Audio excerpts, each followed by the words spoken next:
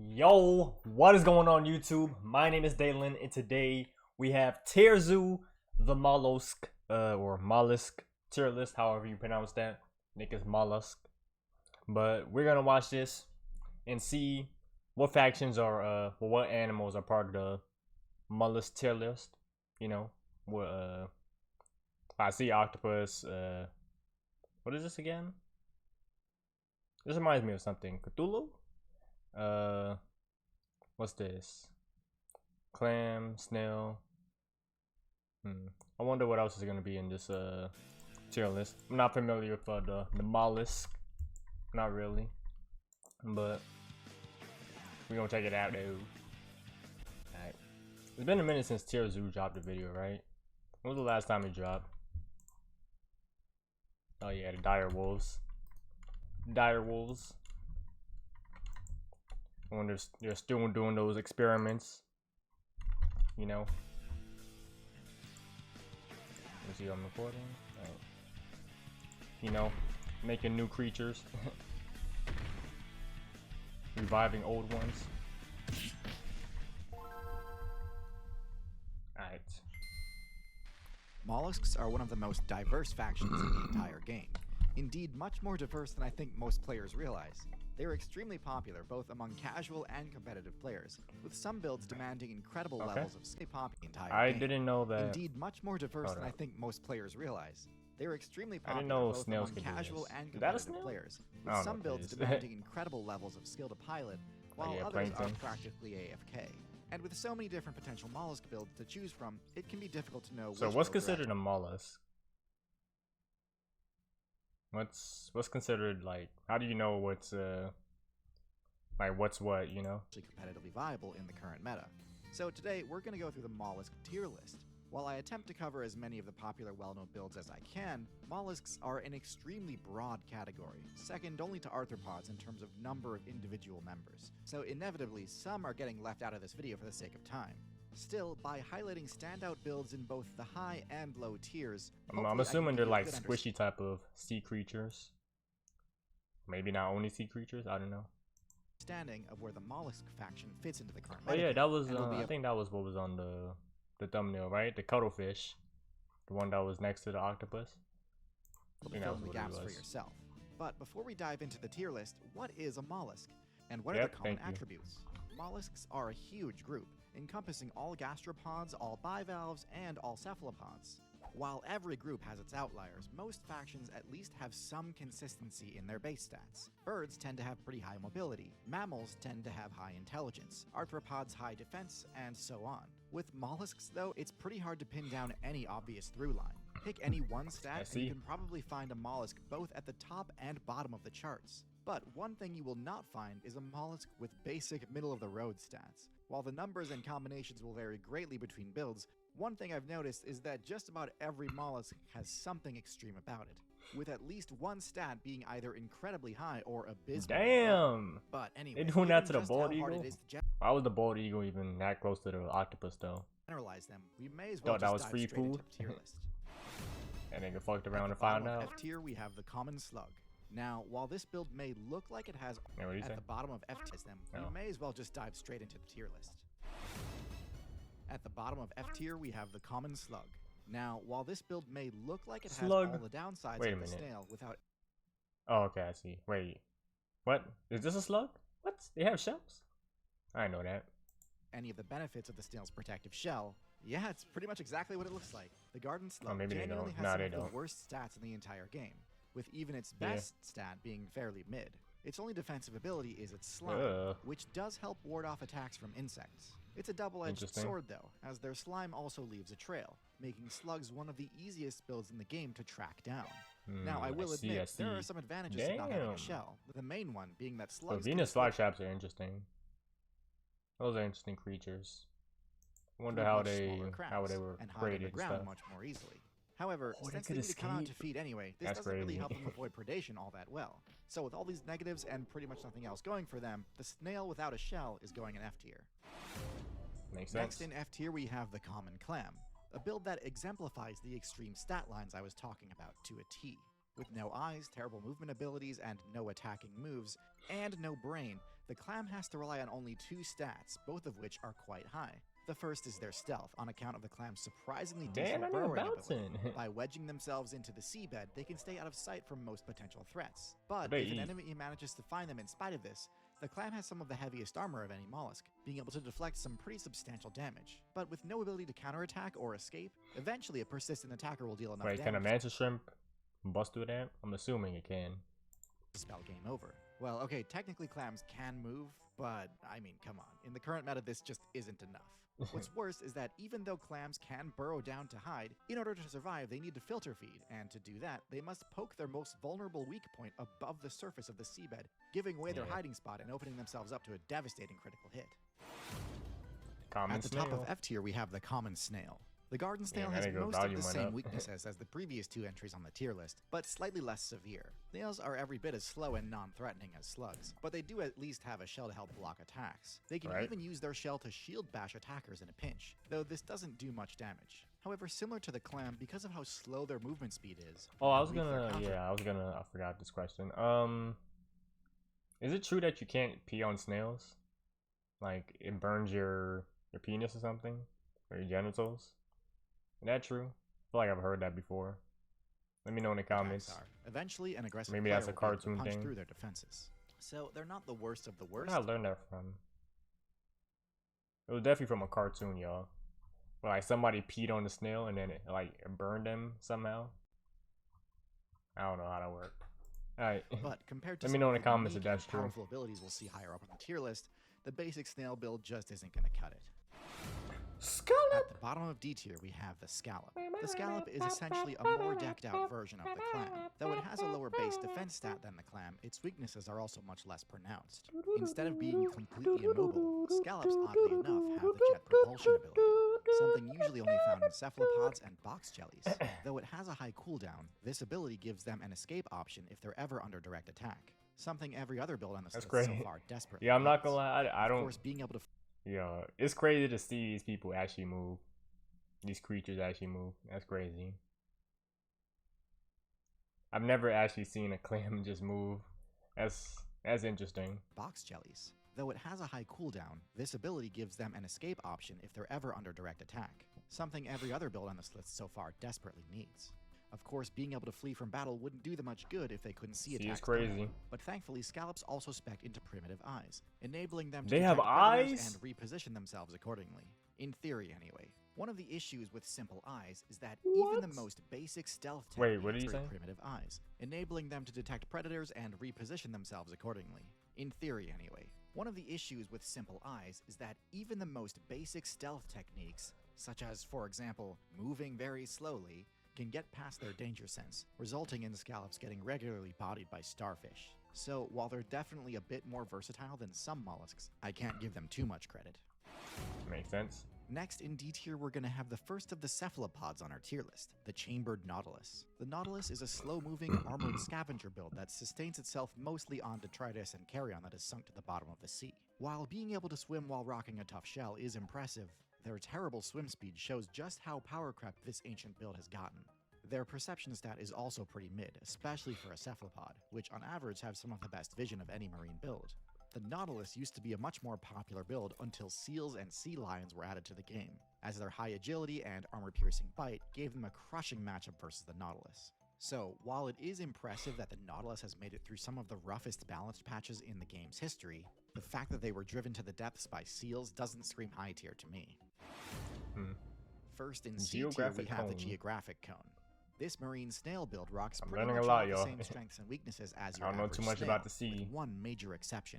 This snail can one-shot just about anything. To be honest. The Geographic Cone has a venomous harpoon which it uses to hunt fish, but it can also use it to defend itself in a pinch. Now, the Geographic Cone is still incredibly slow and really not all that stealthy, so actually landing a hit on a fish is a bit of a challenge. Still, this is one gastropod you really don't want to underestimate. The cone snail's harpoon pierces armor, so any starfish main who thinks that all mollusks are easy pickings is in for a rude awakening. Wait, does he have a mouth too? So any starfish main who thinks that all mollusks are easy pickings is in for a rude awakening.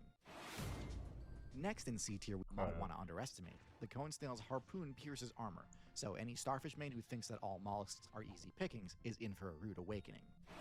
Interesting. Next in C tier, we have the Dumbo Octopus. Dumbo. This is one of the strangest cephalopod builds in the entire game, and lacks a lot of the signature abilities players normally associate with the octopus. But it also has a mix of other unique traits that normal octopuses don't. You see, the Dumbo Octopus is a deep sea build, and on that server, the normal stealth techniques simply don't apply. Color changing and ink clouds aren't going to do a player any good when most of the major threats aren't relying on vision anyway. So even though those abilities are what the octopus is best known for, unfortunately the Dumbo Octopus has to find other ways to remain hidden from predators. And unfortunately this means it needed to make even more trade-offs. Rather than using jet propulsion, which is a conspicuous and turbulent, but incredibly effective movement ability, the Dumbo Octopus swims using large fins on the side of its mantle. This is significantly slower, but a great deal stealthier too. This makes it too slow to catch fish, but it's still able to thrive off of its winning matchup versus crustaceans. Its webbed tentacles are perfect for surrounding and capturing targets on the seafloor. So definitely an interesting build, but by having to sacrifice so much of what makes the octopus so overpowered, the Dumbo Octopus is definitely one of the lower tier ones. Bobtail squid. And at the top of C tier, we also have the first squid on our list, the Bobtail squid. This is another cephalopod which uses a fairly unorthodox ability to boost its stealth. As one of the smallest cephalopods in the game, the Bobtail squid really cannot take any hits. So in order to avoid most of the ocean's major threats, the Bobtail buries itself during the day and only comes out at night. However, even under cover of darkness, the Bobtail squid would still be at risk of being attacked. Though it's somewhat counterintuitive, on a night where the moon and stars are unobscured, detecting another player in the water isn't as hard as you might think. The shadows they cast in the water are highly visible and give away a player's location immediately, making it very easy for predators lurking below to strike. The Bobtail squid deals with this by speccing into an extremely rare and strange ability, bioluminescence. It may seem backwards to hide by glowing, but doing so obscures the squid by removing its shadow. I think it could hide its shadow. Make them easier to detect from above, but attacks at night from seabirds are much less common. The Bobtail may have the lowest stats of any cephalopod, but its unique and creative way of hiding in plain sight keeps it out of the low tiers. I can't give it too much credit though, because while its strategy for stealth at night is clever, honestly it's not that good at hiding during the daytime, having a seemingly worse ability to camouflage itself due to its bright coloration. Makes sense. At the bottom of B tier, we have the leaf sheep, a sea slug with a truly unique ability called kleptoplasty. Leaf sheep is able to absorb the chloroplasts from the algae it consumes, essentially stealing the algae's photosynthesis ability. This ability generates XP passively over time, allowing them to grow, heal, and regenerate their energy without eating. It's hard to overstate how game-breaking this ability would be if it weren't on a character with otherwise pathetic base stats. For a human, this would basically be like if sitting in the sun provided you with the same benefits as eating well and working out. Unlike some of the sea slugs higher up on this list, the leaf sheep doesn't really have any defensive abilities. But if you want a character that is extremely forgiving in terms of the resource management side of things, the leaf sheep may actually be the best build in the game for anyone looking for that chill casual playstyle. Okay. On pretty much the exact opposite end of the spectrum, next in B tier, we have the giant squid. Now obviously this thing's HP stat is extreme. If y'all had a Pokemon team of like real life animals, what would y'all team be? How would y'all like map it out? What would y'all lineup be? Let me know. With it being the largest mollusk in the game. But one thing I bet you weren't expecting was for it to also have the highest perception stat of any mollusk. I mean, this opposite end of that chill casual playstyle. The giant squid. On pretty much the exact opposite end of the spectrum, next in B tier we have the giant squid. Now obviously this thing's HP stat is extreme, with it being the largest mollusk in the game. But one thing I bet you weren't expecting was for it to also have the highest perception stat of any mollusk. I mentioned before that in the dark depths of the ocean, the normal stealth mechanics don't apply. Well, the giant squid is the exception to this. Its eyes are so large, the largest in the game in fact, that even with only a tiny fraction of a percent of sunlight making it to the depths, the giant squid can still see. This is bad news for all the deep sea builds that assumed camouflage wasn't necessary and spec'd their character accordingly. This incredible eyesight is necessary for more than just hunting. That's crazy. Being gigantic unfortunately makes you extremely easy to detect via echolocation, so they have to remain vigilant constantly to avoid being ambushed by the Abyssal server's true apex predator. Luckily, their vision has a range just barely more than that of the whale's sonar, so as long as they're on top of their game, they should be able to outmaneuver and avoid attacks. On this same tier, I'm also going to include the colossal squid, which has many of the same traits as the giant squid, including massive eyes and incredible dark vision. The colossal squid does have a few subtle differences in its kit though. It's slightly heavier, but also less mobile, relying on ambushes using its 2 extra long arms to capture prey, as opposed to the giant squid's more traditional method of rushing down a target with an array of tentacles. The colossal squid also has hooks on its arms, which do more damage and can inflict bleed buildup, making them much more dangerous for whales to attack, making up for their slower swim speed. However, at the end of the day, both the giant squid and colossal squid have terrible matchups against whales, and because of their large size, their energy upkeep costs are insane, or swim speed. However, at the end of the day, both the giant squid and colossal squid have terrible matchups against whales, and because of their large size, their energy upkeep costs are insane. Sound waves? So they have to play pretty much a perfect game to avoid getting smoked. Both are powerful builds if you know what you're doing, but not without their limitations. At the bottom of A tier, we have another sea slug, the blue sea dragon. Interesting. Similar to the leaf sheep, this slug also has the power to copy the ability of its main food source. But in this case, the blue dragon isn't consuming algae, it's consuming jellyfish. The blue sea dragon is able to absorb the venomous nematocysts from the tentacles of their prey, and in doing so, gains a massive buff in the form of an equally deadly sting at the tip of its frills. This is incredible, as the blue sea dragon is able to gain the most powerful ability of the jellyfish faction without any of the awful downsides, like, you know, being literally brainless and having no control over their own movement. Blue sea dragons also have much better stealth than a lot of sea slugs, using the counter-shading technique with a bright underbelly and dark blue backside, making them hard to see both from above and below. While not quite as OP as some of the cephalopod mollusks, the blue sea dragon definitely stands above all other slugs and snails as a unique and formidable He's putting this above the giant squids? Next in A tier we have the common octopus. Maybe just rating them on based on how like they It possesses the core abilities how good they're on in terms of along with its inherent vulnerabilities. Its two surviving the standout sea. strengths are stealth and intelligence. Not in terms the of common who will win in the octopus fight. boasts some of the best stealth in Probably the game, just capable survival of changing tactics both its that are color good. and texture to blend seamlessly into virtually In, any you know, environment. what Dense environment they're weeds, in. jagged rocks, or barren seabeds. And if its camouflage fails and it's ever spotted, it can deploy an ink cloud to temporarily debuff the attacker's perception stat, usually buying enough time to escape. However, escape is often its only viable option, as the octopus has some of the lowest defenses in the game. With no armor whatsoever, any hit it takes can do devastating sea lion! damage. Even in a server as perilous as the ocean, where threats abound regardless of armor, the common octopus must play cautiously.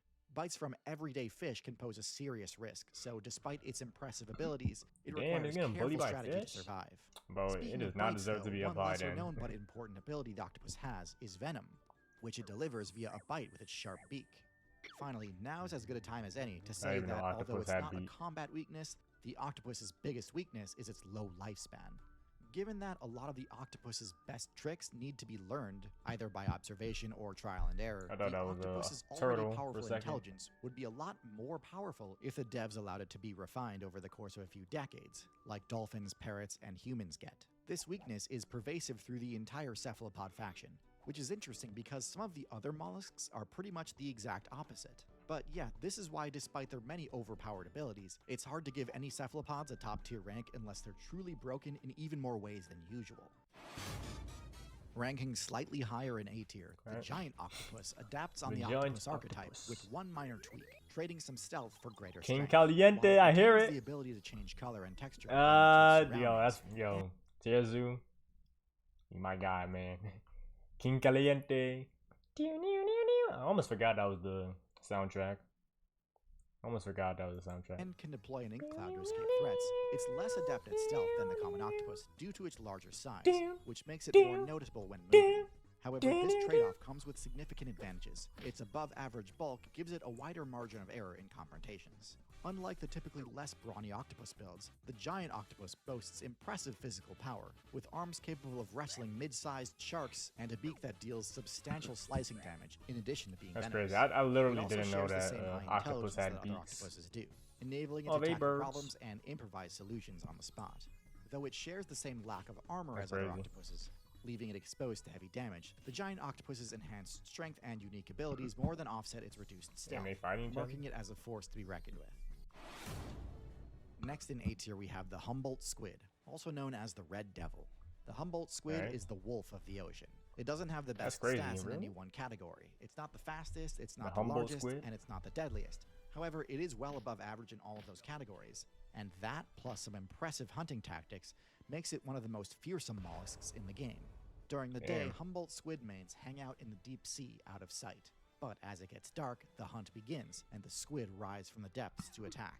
They hunt in packs, coordinating with each other via pulsing red and white light. These feeding frenzies can tear through schools of fish in an instant, and then return back to the depths before builds like the dolphin can arrive to challenge them. Now, obviously, communicating with light pulses has the disadvantage of giving away your location, so faster characters will usually be able to avoid getting caught in the frenzy. But still, the fear factor alone of getting caught surrounded by large glowing red squid has to earn it a spot in A tier. The mimic octopus. And last in A tier, we have the mimic octopus. Poisonous? The mimic octopus is a smaller mollusk with below average stats for its archetype. However, the mimic octopus uses its color change ability in a truly unique way, to shapeshift into the form of other marine characters. In doing so, it can trick other players into misplaying in many different ways. The most obvious strategy is just to mimic a character with a powerful venomous ability, like a lionfish or sea snake. This will cause predators to leave you alone for fear of getting stung or bitten. But this technique can also be used on offense to trick a target into a false sense of security by mimicking something less dangerous like a starfish or flatfish. Now, while this is all extremely impressive, it's worth noting that the mimic octopus's options are fairly limited. It's most effective at mimicking characters that already share its black and white stripe appearance. When it attempts to mimic something else, it's admittedly a lot less convincing. And if their disguise fails, their below average base stats leave them in a pretty vulnerable position fish, should an bro? enemy attack. Hell no. A high skill, high reward technique, and one I thought that they had like some poison or recognition. something. With some But type of electricity. It's clever, but not quite broken. Okay, we've finally reached the S tier. If you've watched up until this point and are enjoying the video, I'd really appreciate it if you took a second to subscribe to the channel. Thanks. Blue-ringed octopus. At the bottom of S tier, we have another small mollusk with blue accents, the blue-ringed octopus. This is one of the smallest octopus builds in the game, but you wouldn't know it if all you saw was its power stat. The blue-ringed octopus has the deadliest venom of any mollusk, even deadlier than the geographic cone. Its venom is the same neurotoxin found in pufferfish, which can one-shot almost anything within only a few minutes. Because of the blue-ringed octopus's insanely high damage, this build opts for the aposomatism technique, where rather than attempting to hide from predators using camouflage, when threatened, it instead boldly asserts its presence with vibrant neon blue markings all along its body. In doing so, it is essentially flexing on other predator players, saying it has no reason to fear them and daring them to make a move. This strat is common among players with powerful Are they like the... What's the animal called? Well then, not the Wolverine, the honey badger. Small but, you know, bold. Small but bold. And most players just quickly acting learn tough that bright colors mean danger. wherever it goes. Now, one of the usual drawbacks of this ability is that it dramatically cuts the player's own stealth stat. While this trade-off makes sense when it comes to scaring off predators, if you're a predator yourself, this makes the task of catching prey harder, as they'll be able to see you coming more easily. But because of the octopus's innate color change ability, the blue-ringed octopus is able to switch its intimidation ability on and off, allowing it to remain stealthy when it needs to. Now, of course, because it's on the small side, there's always a chance an opponent could overwhelm the octopus and take it down before it had the chance to counterattack. But more often than not, this small octopus is turning the tide on anything that dares challenge it. While it's definitely a glass cannon, the blue-ringed octopus's incredible stats and unique ability to subvert one of its major weaknesses earns it a spot in S tier. And on the topic of subverting weaknesses, next in S tier we have the coconut octopus. This is the octopus build with the highest intelligence stat of any mollusk, and the only one that makes tool use a core part of its strategy. The octopus's biggest weakness is its pathetic defense stat, and this was actually a direct nerf to overpowered cephalopod builds of the past. Many cephalopods used to have thick, sturdy shells like other mollusks way back during the Ordovician expansion. By using their incredibly high intelligence and tool use ability, the coconut octopus is able to regain access to heavy armor by equipping the shells of defeated scallops and clams. This makes them much less vulnerable to being picked off by a random attack from a fish or bird. In addition, kind of similar to the mimic octopus, most players don't have their guard up around a clam, so the shells also provide excellent cover to ambush opponents from. And after scoring a win, they can retreat to the safety of their shell to avoid getting it stolen, similar to leopards dragging their food up into trees to avoid hyenas. But shells aren't the only tools the coconut octopus has learned to incorporate into its combat repertoire. Using its water siphon, it can also launch debris at fish, making them one of the only builds in the game with access to a ranged attack. This is excellent at dealing chip damage without leaving the safety of the shell, meaning they don't fall into the same trap as clams by relying on ain't this King Caliente? counterattack. Overall, this is truly one of the most impressive. Coconut! Nah, TierZoo, you should have played it for this one. I know what was it, the giant octopus or the whatever it was. It's probably way more intimidating than this, but this is literally King Caliente shooting the coconuts. Coconut octopus. Showcases a tool use in the entire game other than humans, as it legitimately subverts one of the weaknesses of the typical octopus build without sacrificing any of the perks. An easy S tier rank. The cuttlefish. And now our final S tier, the cuttlefish. The cuttlefish has a number of impressive stats, including quite literally the highest. Yeah, I think he put it on one of the tier lists. It has the most advanced version of the color change ability, and is able to swap between colors at such an incredible rate that it can basically animate its skin. This means that in addition to standard camouflage, the cuttlefish can also use its appearance to confuse and hypnotize its prey, or startle and intimidate its predators. Though it may not have the ability to fire projectiles like the coconut octopus, its grappling arms give it a deceptively long reach, often catching players off guard and setting them up to get comboed into the cuttlefish's venomous bite. Even though the cuttlefish has no abilities so which basically defense, this is Zangief, actually landing a hit on this agile and mesmerizing character is genuinely one of the most difficult things in the game. He's a grappler character. Is a lot closer to that of a squid than if there was a sea fighting game, an ocean fighting game, this would definitely be Zangief. Their abilities all align much more closely to the octopus. The cuttlefish combines the most churning that butter elements from both the squid, 360s all day, like high maneuverability and long reach, and the octopus, like intelligence, venom, and color changing, into one overpowered build. And for that, I'm ranking it as the #1 mollusk in the game. And that's the tier list. Overall, the viability of mollusks is super inconsistent. Best cephalopods are truly busted, but the faction is also filled with a lot of suboptimal jank and AFK farming builds. So there really is something for everyone here, from meta tryhards to low-tier heroes. Now, knowing which traits and abilities to invest in can be a difficult choice. Luckily for you, I've partnered with the game Cell to Singularity to provide you the perfect training simulation. Cell to Singularity is a video we actually of getting gamers. You're a gamer for real. So shout out to TierZoo. W little tierfish. Tierfish. W little tier list. So anyways, that is it for this video, y'all. I hope you all enjoyed. If you did, leave a like on this video, subscribe for more content, and I hope you all enjoy the rest of your day. Peace.